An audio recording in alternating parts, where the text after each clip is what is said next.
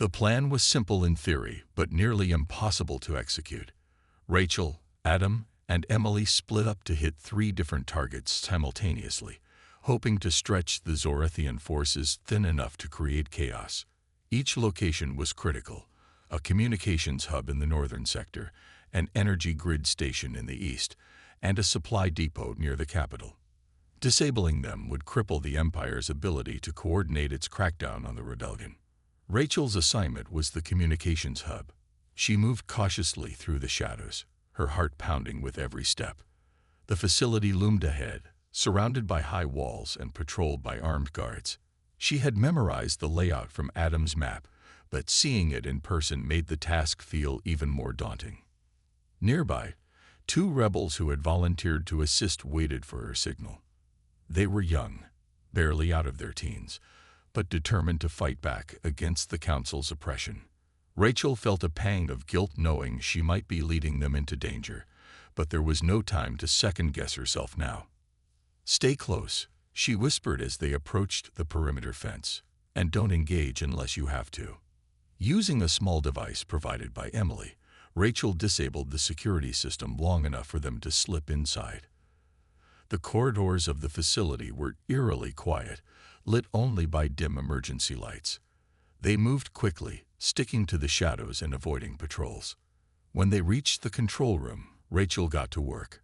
Her fingers flew over the console, uploading a virus designed to scramble the hub's systems. It wouldn't destroy the facility outright, but it would render it useless for days or weeks. As the program began running, alarms blared throughout the building. "We need to go," one of the rebels hissed, glancing nervously at the door. Rachel nodded, grabbing her gear and heading for the exit. But as they rounded a corner, they came face to face with a squad of Zorathian soldiers. There was no time to hide or negotiate. Shots rang out, and the narrow hallway erupted into chaos. Meanwhile, Adam and Emily faced their own challenges. At the energy grid station, Adam worked methodically, planting charges at key points while fending off waves of guards. He moved like a man who had done this before, calm, precise, and utterly ruthless. When a soldier lunged at him, Adam disarmed him with brutal efficiency, leaving him unconscious on the floor. Emily, stationed at the supply depot, relied on stealth rather than force. She used her tech skills to disable surveillance cameras and sabotage equipment without triggering alarms. But when a patrol stumbled upon her unexpectedly, she had no choice but to fight back. Her stun gun crackled as she fired shot after shot, taking down her attackers one by one. By the time the trio regrouped hours later, the Empire was reeling. Reports poured in of widespread disruptions, communication blackouts, power failures, and shortages of vital resources. The rebellion grew bolder, seizing the opportunity to strike at weakened outposts and rally more supporters. But victory came at a cost. One of the rebels who had accompanied Rachel didn't make it out alive. Emily bore fresh burns on her arms from a close call with a plasma grenade. And Adam looked older somehow, his usual confidence replaced by a haunted weariness. As they sat together in a makeshift hideout, Rachel couldn't help but wonder if they were winning, or simply trading one form of destruction for another. "We fought some time," Adam said finally, breaking the silence. "But the Council won't stay blindfolded forever. When they recover, they'll come for us harder than ever." Rachel stared at him, her mind racing.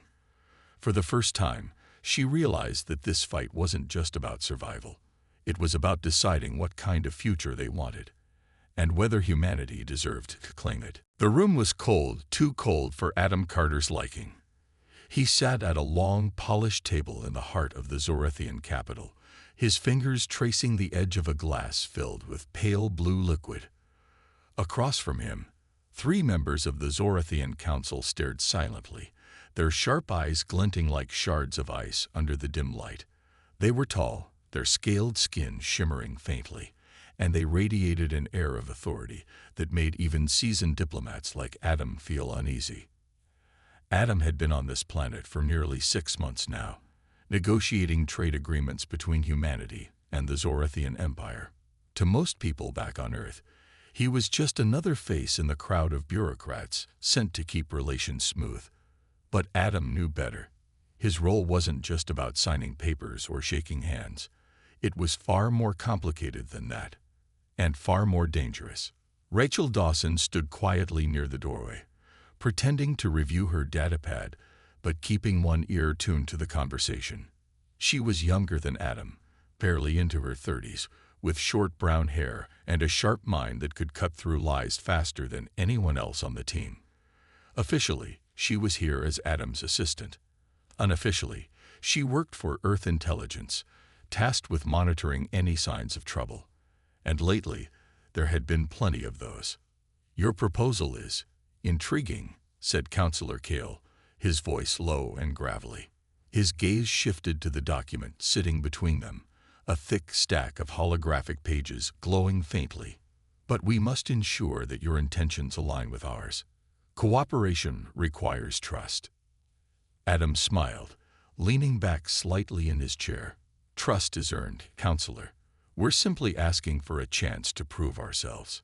It sounded simple enough, but every word carried layers of meaning. This meeting wasn't really about trade routes or resource exchanges. It was a chess game, each side trying to outmaneuver the other without showing their hand. For weeks, Adam had been feeding the Council carefully crafted information. Just enough truth to keep them interested, but laced with subtle deceptions meant to steer their decisions in humanity's favor. As the discussion dragged on, Rachel's attention drifted to the encrypted message blinking faintly on her datapad. It was urgent, marked with a priority code she hadn't seen before. Slipping out of the room unnoticed, she found a quiet corner and opened it. The text was brief but alarming. Asterisk Brooks compromised. Suspect breach in Sector 7. Asterisk. Her stomach tightened. Alan Brooks was another human diplomat stationed nearby, responsible for handling negotiations with a rebellious faction of the Empire.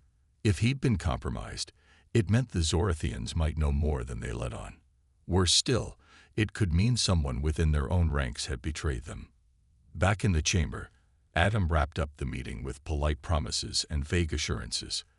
As soon as the counselors left, Rachel approached him, her expression tense. "We have a problem," she said softly, handing over her datapad. Adam scanned the message quickly, his calm demeanor never wavering. "Don't worry," he said finally, handing the device back. "We've planned for situations like this. Just stay focused on your tasks." But Rachel wasn't convinced. There was something unsettling about the way Adam brushed off potential disasters so easily. Over the past few months, she'd started noticing patterns, small inconsistencies in his reports, decisions that seemed too risky, outcomes that always favored Earth, no matter the cost. Was it possible that Adam wasn't just playing diplomat? Could he be involved in something bigger, something darker? For now, all she could do was follow orders.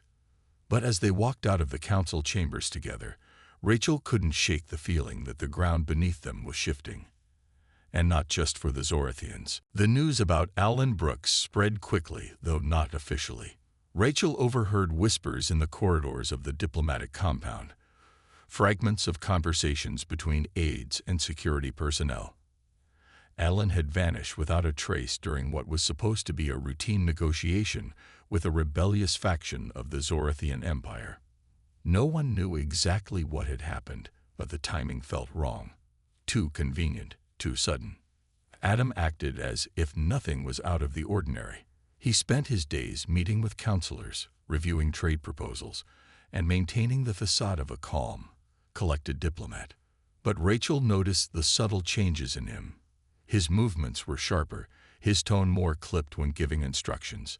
Something was weighing on him, and she was certain it wasn't just concern for Alan's safety. Late one evening, Rachel decided to dig deeper. She accessed the secure logs from Alan's last transmission, using a decryption key Adam had given her months ago for emergencies. The recording was grainy, filled with static, but Alan's voice came through clearly at first. He was speaking to someone. Another human, judging by the accent. But then the tone shifted. There was urgency, panic. "They know," Alan said, his voice trembling. "They know we're lying. I don't know how, but they do. If you can hear this, tell them." The message cut off abruptly, replaced by a burst of interference. Rachel sat back, her heart pounding. Lying? What did Alan mean? And who was he talking to? She replayed the recording several times, trying to catch any detail she might have missed. The more she listened, the clearer it became that Alan wasn't referring to minor deceptions. He was talking about something much bigger. Before she could think further, the door to her office slid open. It was Adam, holding a cup of steaming tea. "Still working late?" he asked casually, stepping inside. Rachel minimized the screen on her datapad, forcing a smile. "Just going over some notes. You know how it is." Adam nodded, setting the tea down on her desk. "You've been putting in long hours lately. Don't burn yourself out. We need you sharp." His words sounded kind, but there was an edge to them, a warning disguised as concern. Rachel nodded, watching as he turned to leave. When the door closed behind him, she let out a slow breath. Whatever Adam was hiding, it was big enough to make him nervous.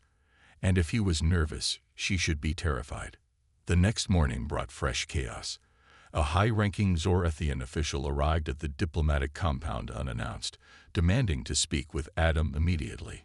Rachel accompanied him to the meeting, standing silently in the corner as the alien paced back and forth, his tail flicking angrily. "Your people are deceitful," the official growled, slamming a datapad onto the table. On its screen was a series of intercepted communications, fragments of messages sent between human diplomats across the Empire. Some of the texts were heavily redacted, but others contained damning details about covert operations designed to destabilize Zorathian control.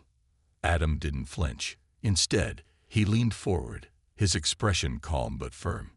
"These documents are incomplete," he said smoothly. "Taken out of context, they paint a false picture. Humanity values peace and cooperation above all else. If there has been misconduct, it is the work of rogue elements, not our government." The official stared at him for a long moment, then snatched the datapad and stormed out of the room. Once he was gone, Rachel turned to Adam. "How did they get those messages? Our encryption protocols are supposed to be unbreakable." Adam shrugged, though his jaw tightened slightly. "Nothing is truly unbreakable. Someone must have slipped up." Rachel wanted to press him further, but before she could, another alert flashed on her datapad. This time, it was a direct order from Earth Command. "Initiate Contingency Plan Delta." Repeat, "Initiate Delta." "What does that mean?" she asked, showing the message to Adam. He glanced at it briefly, his face unreadable. "It means we need to prepare for the worst. Things are escalating faster than expected." Rachel felt a chill run down her spine. Escalating how? And what exactly was Contingency Plan Delta?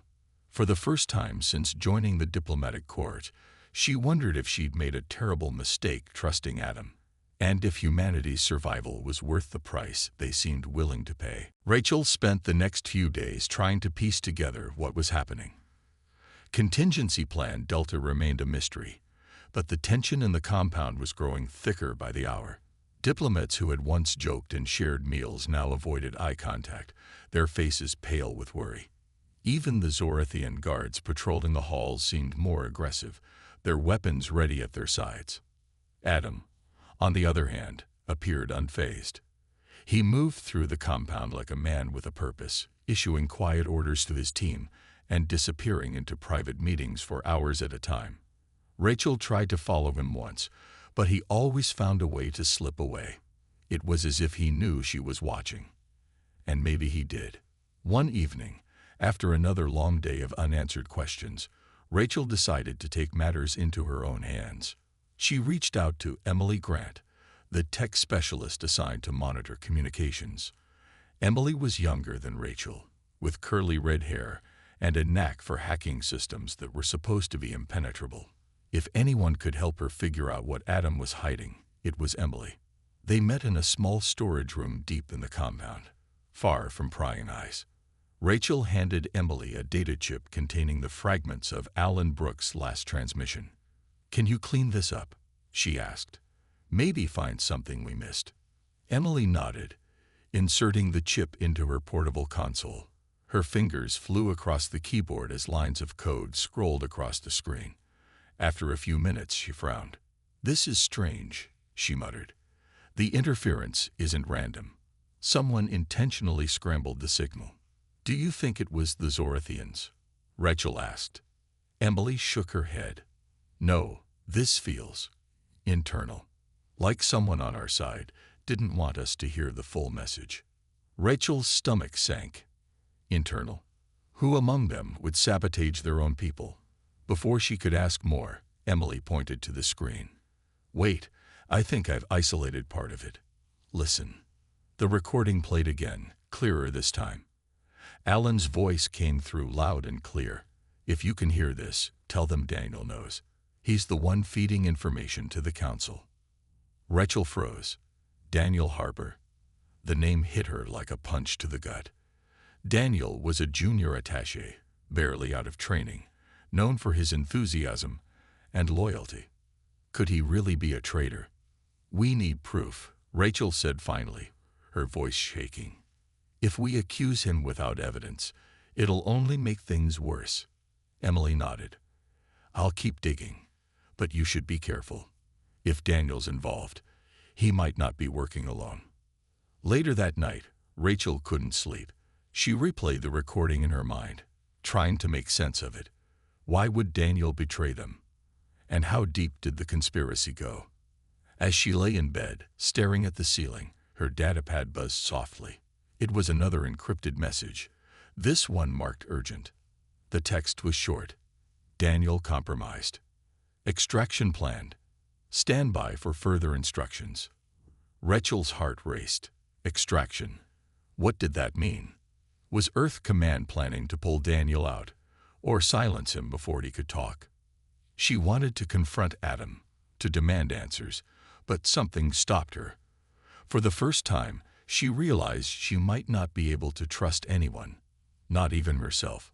The next morning, Rachel noticed Daniel acting strangely. He avoided conversations, keeping his head down as he hurried through the compound. When their paths crossed in the cafeteria, he gave her a quick nod before rushing off, his tray clattering noisily. Rachel followed him discreetly, staying far enough behind to avoid suspicion.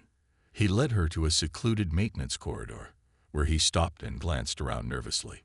Then, to her shock, he pressed a hidden panel on the wall, revealing the narrow passageway.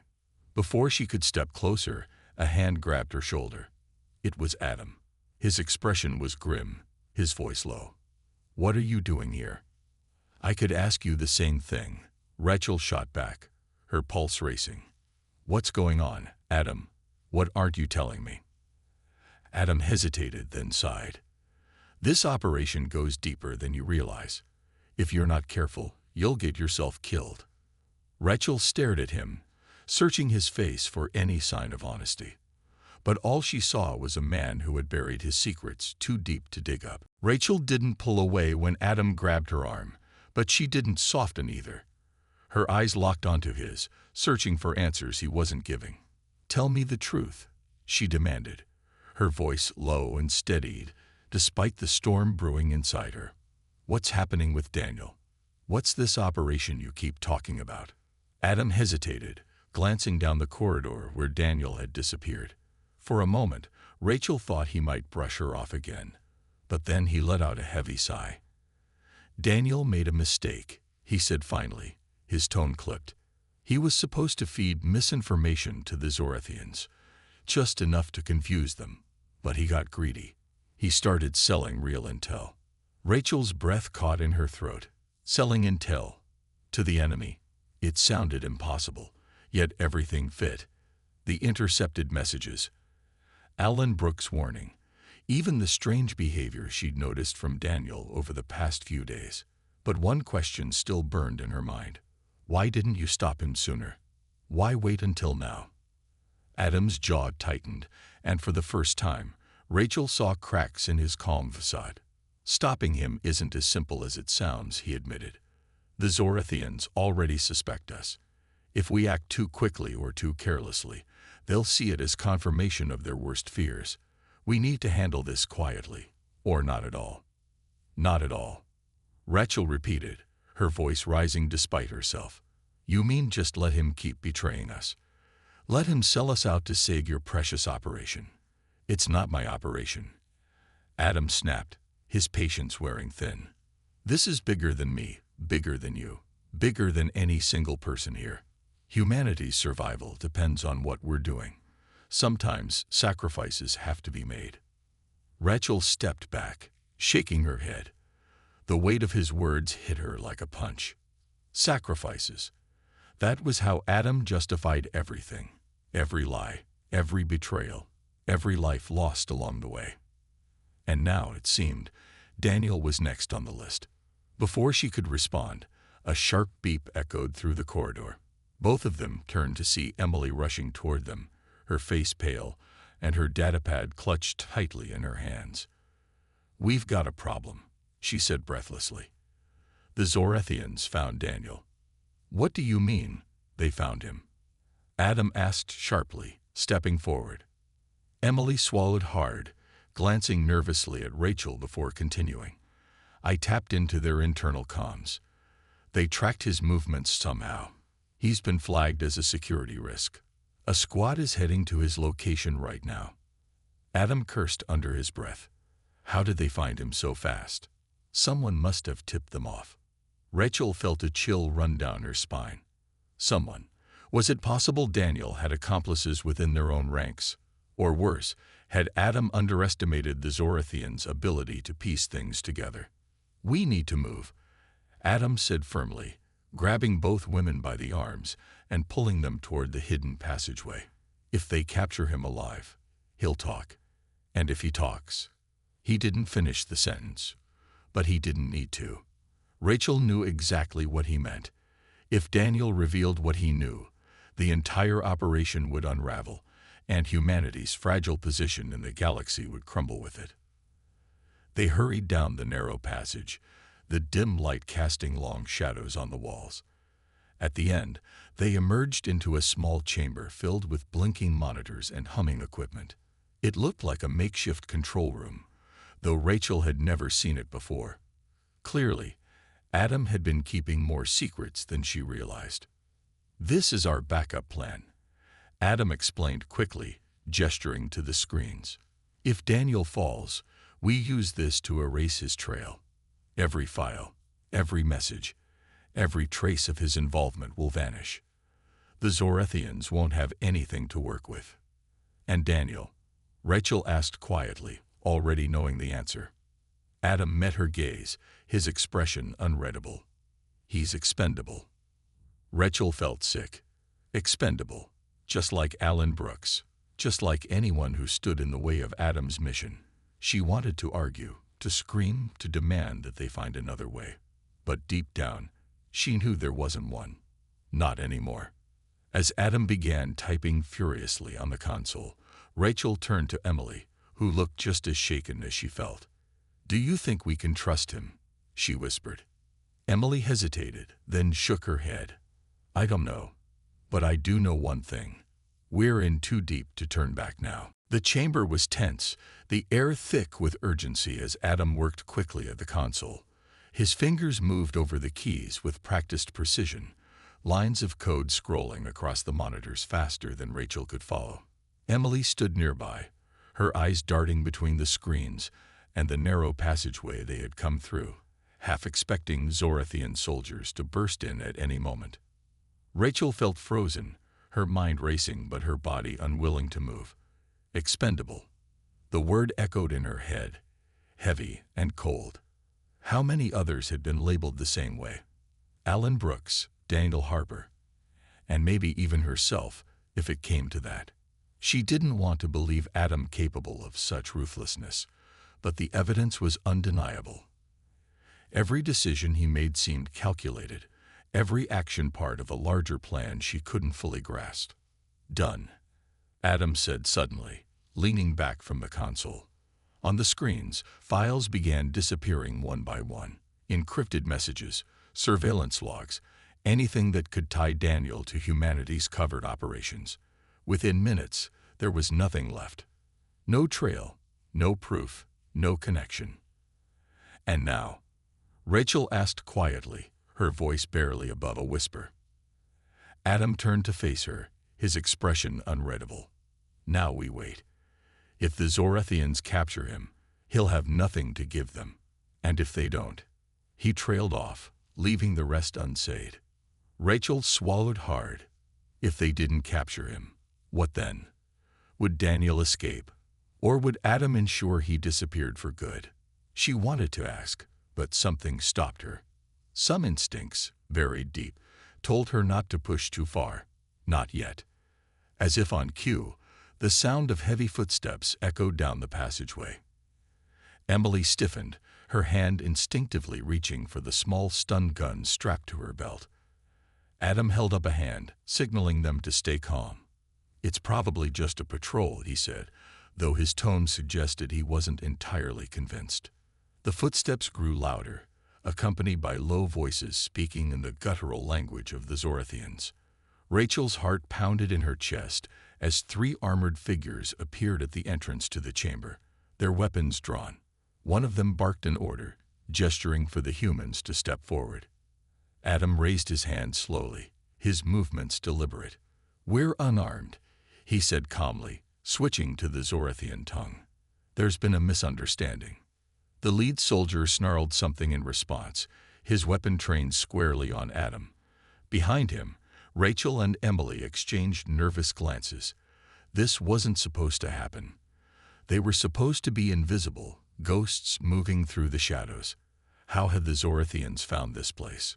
Before anyone could react, a loud explosion shook the compound, sending vibrations rippling through the walls. Dust rained down from the ceiling, and the soldiers hesitated, distracted by the chaos outside. Adam seized the opportunity, lunging toward the nearest guard and disarming him with surprising speed. The other 2 turned their attention to him, but Emily was already moving, firing her stun gun and dropping one of them instantly. "Go," Adam shouted, shoving Rachel toward the exit. "Get out of here." Rachel hesitated, torn between obeying and staying to help. But when she saw the determination in Adam's eyes, she realized arguing would only slow them down. Grabbing Emily's arm, she pulled her toward the passageway, their footsteps echoing loudly as they fled. Behind them, Adam fought with brutal efficiency, buying them time to escape.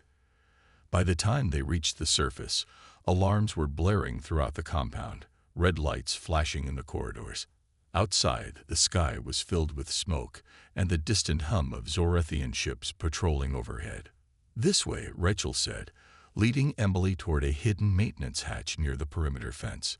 It was their emergency exit, a last resort they had hoped never to use. As they slipped into the shadows, Rachel glanced back at the compound one last time.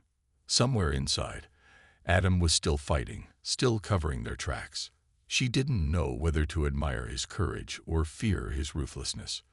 All she knew was that whatever happened next, humanity's secrets wouldn't stay buried forever. Rachel and Emily crouched behind a pile of crates near the edge of the Zorathian compound, their breaths shallow as they listened to the chaos unfolding around them.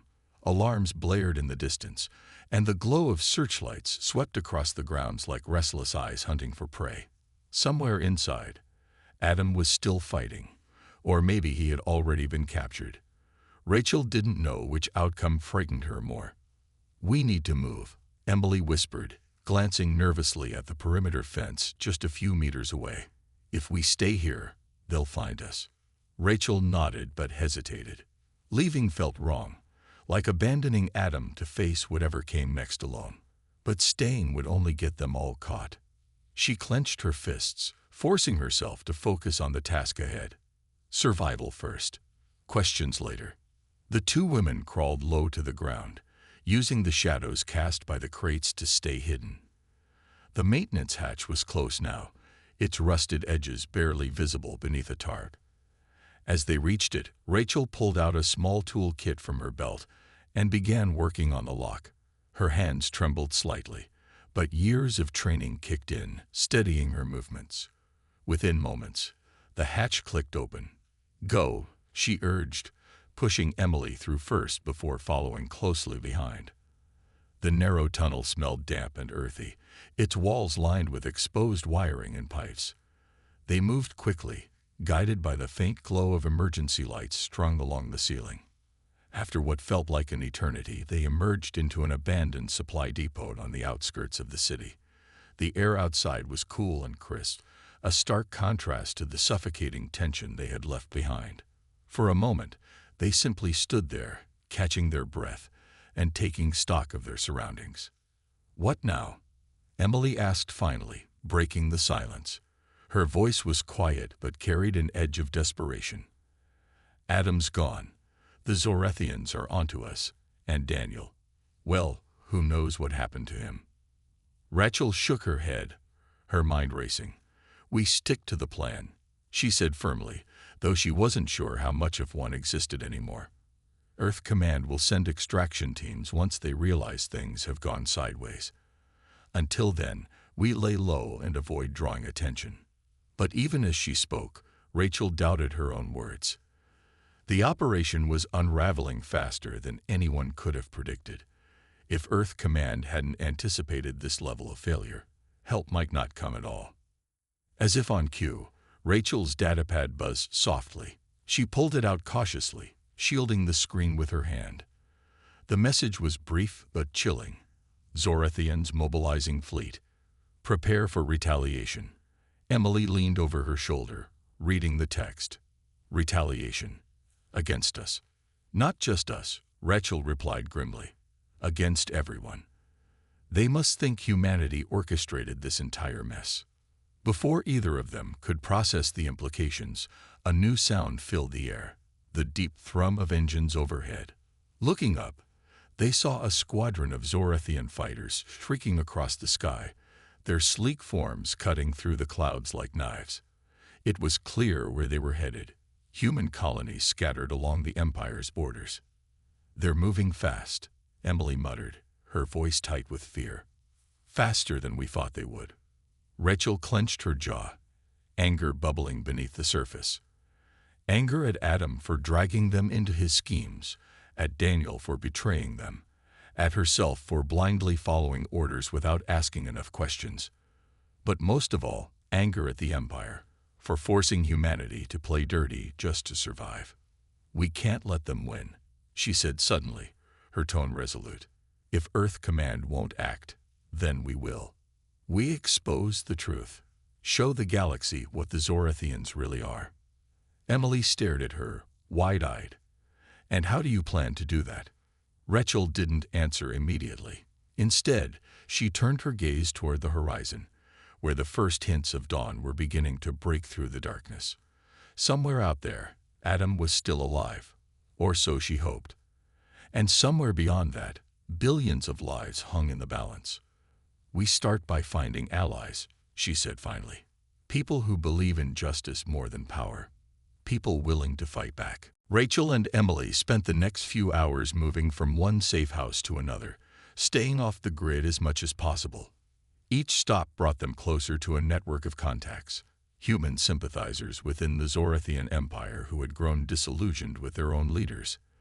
These were people who hated the Empire's cruelty, its rigid hierarchy, and its endless wars.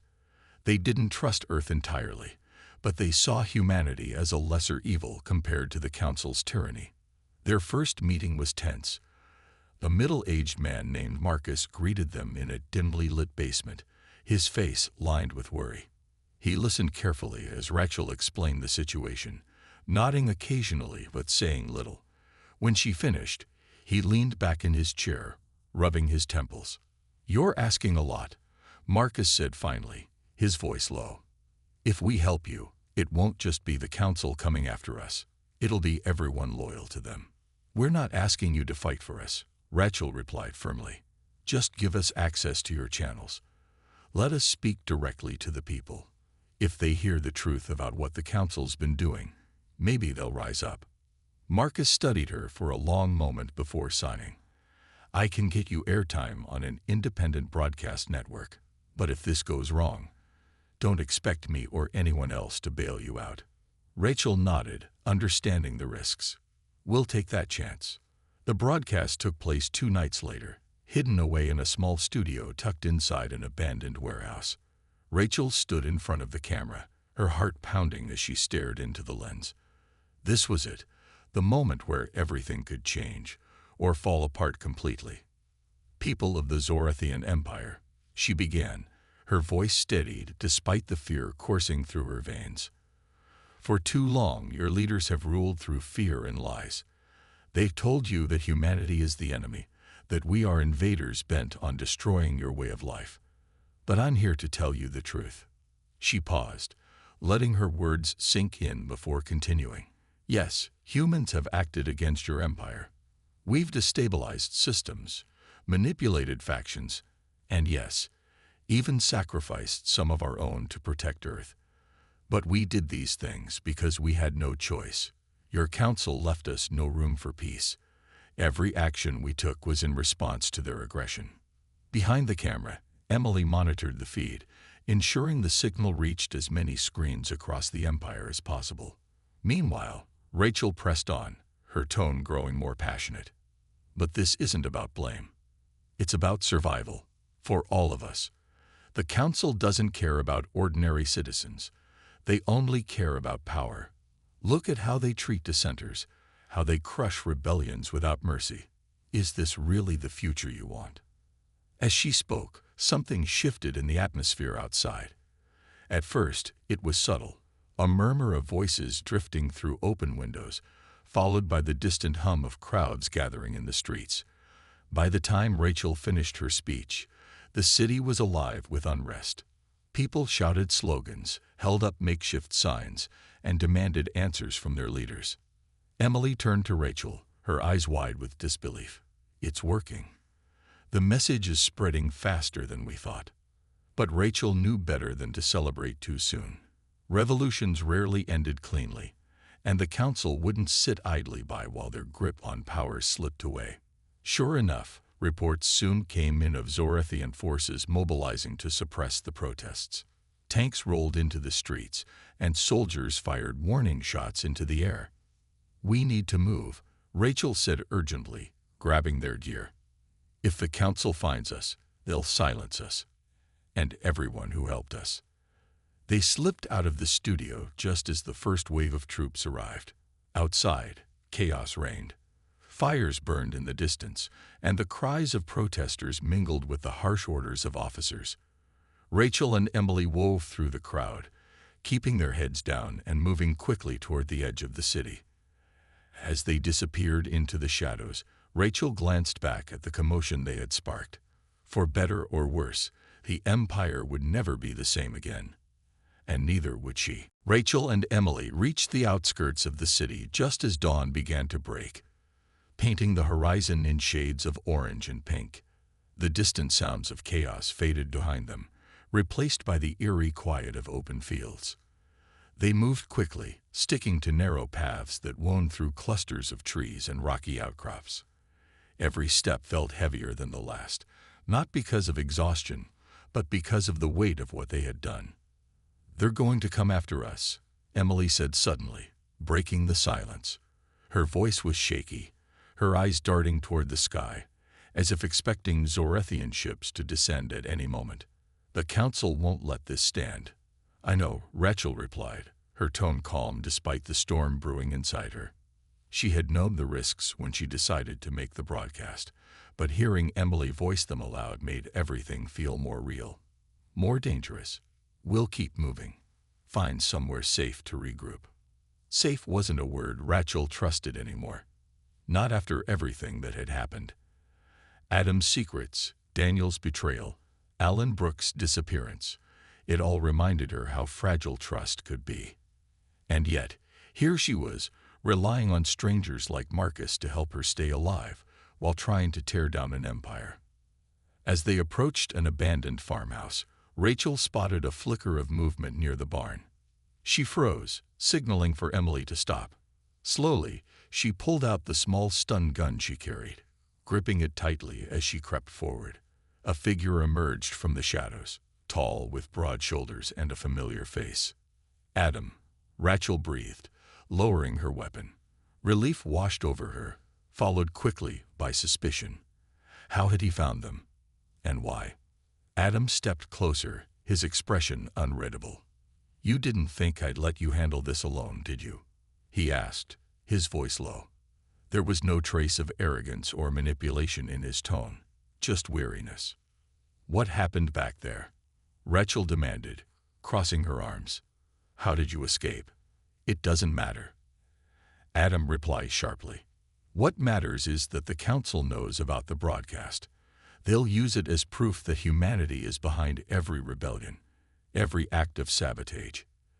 If we don't act now, they'll crush everyone who stood with us, and then turn their full attention to Earth."